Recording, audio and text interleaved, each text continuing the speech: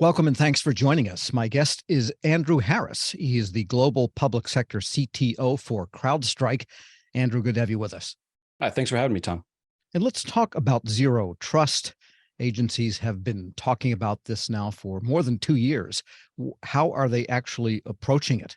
And can you give us some of the specifics with where they're beginning that stake in the ground for zero trust? Yeah, absolutely, Tom. We've seen a lot of agencies, departments, many even supply vendors, supply chain vendors selling into the U.S. government who have the same requirements. How do I provide zero trust technology? They all are essentially starting in where they have their strength. So, for example, if someone is using a best of breed endpoint detection vendor, they're starting with endpoint detection. They then have more integration requirements for that vendor. Thou shall play better with the identity provider. Thou shall play better with the cloud security vendor.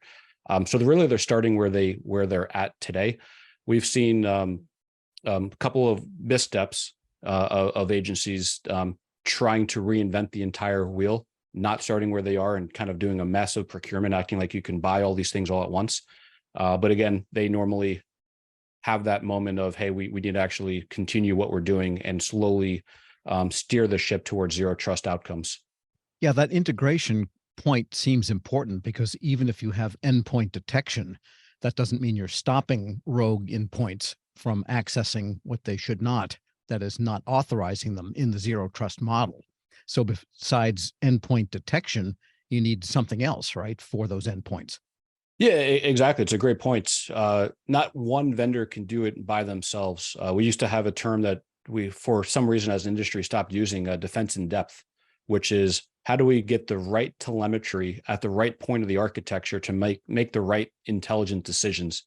So for example, if you're using CrowdStrike on the endpoint, we can give you device hygiene while protecting your device. We could tell you, are you compliant against what you believe you should be compliant against? And are you secure? Well, if you have an unmanaged device, Tom, to your point, vendors can help us enforce that. Do you see the CrowdStrike agent on them? Yes, no. Let's use the identity provider to do that check. And if you're coming in and authenticating from an endpoint that is not being managed, therefore maybe a bring your own device kind of BYOD device that's not authorized to access certain data types, what we'd be foolish not to tap into that identity provider to be our enforcement point. So really the spirit of zero trust is getting the right confident data and signal into all those various parts of the architecture. Again, not one single vendor can do it by themselves. And you need to be more fine-grained even than that, because a given authorized device with the CrowdStrike on it, and I imagine each CrowdStrike instance has a unique sort of identifier to the network. I'm presuming that, correct? Oh yeah, 100%. Yeah, not just having the managed agent on it is just one part. Maybe you have to have a different risk posture to access high business impact data or classified data or program specific names. In the old paradigm, you would just create a moat and say these computers, they can always have access to those things. Now we're looking at more dynamic control, doing point in time inspections, doing continuous inspections at various parts of the architecture. Do I trust Andrew, who's logging onto that machine? Do I trust that machine that he's logging into at that point in time? Do I trust that device authenticating against that other service over there that's storing that data? Is that device even secure in and of itself? Those are all things that historically would not have been able to do as an industry until zero trust. Right. And even beyond that, is that access according to what we've authorized as the role for this person? Because no one has rights to all the cyber assets in any organization. Yeah, exactly. And again, that's where focusing on outcomes of zero trust, I think, is super important that sometimes we often neglect.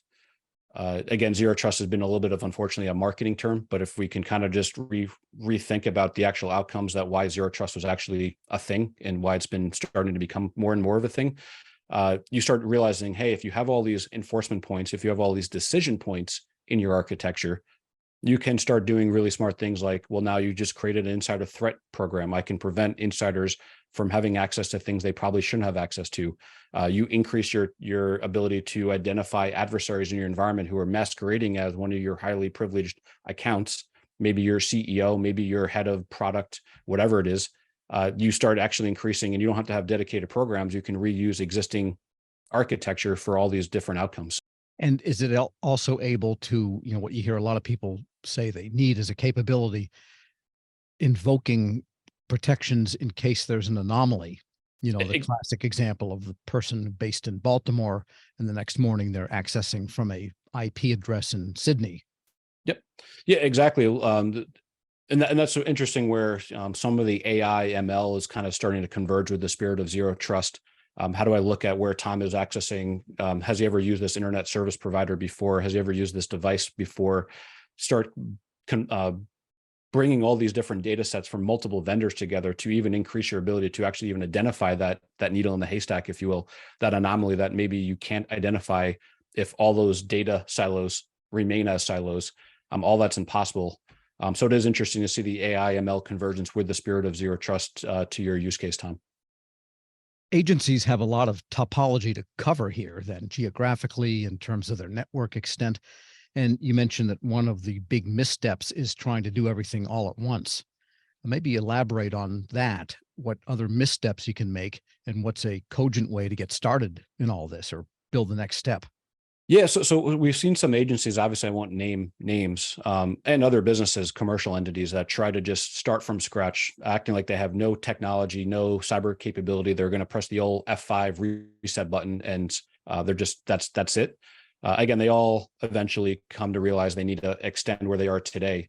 But one of the other big fallacies and missteps that we've seen agencies take is only applying the principles of zero trust to only part of their ecosystem.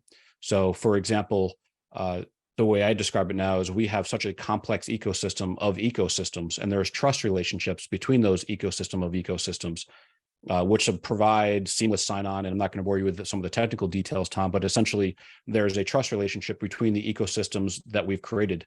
Unfortunately, again, if you compromise one of those, because of that trust relationship, it has a downstream impact to all the ecosystems. So when you apply zero trust principles, you really need to have a holistic approach. Just like Sunburst, an attack on premises is directly an attack on in the respective cloud. Yes, there was a time in computing history when all of those dependencies were almost hardwired and nothing else could get in. But in the age of IP everywhere, the ubiquitous protocols, then one breach or one open door somewhere, you Yep. might as well have all the doors open. Yep. And we did an interesting RSA Hacking Exposed article, video, actually, that actually demonstrated the SolarWinds Sunburst Golden SAML attack.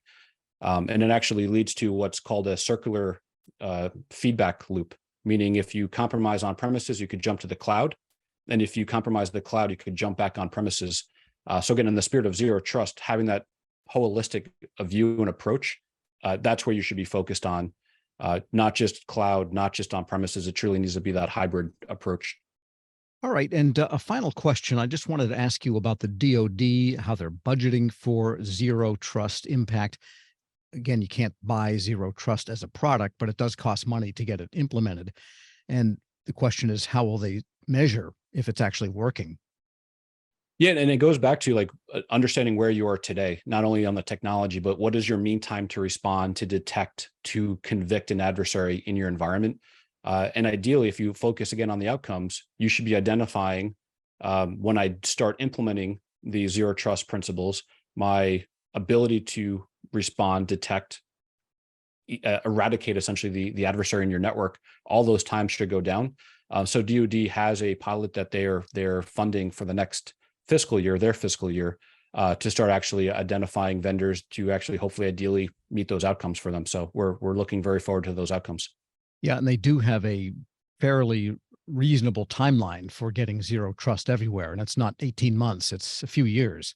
Yeah, exactly. They're not going to boil the ocean. They realize where they are today, some of their shortfalls, and they're even able to save money because, again, if you don't have to have a dedicated program of record for every one of your use cases, if you can use the spirit of zero trust to have a wide brush to hit many of those use cases, including, again, insider threat, you start actually saving dollars and manpower, and obviously operational feasibility starts drastically going up. You're actually able to manage your network a lot faster.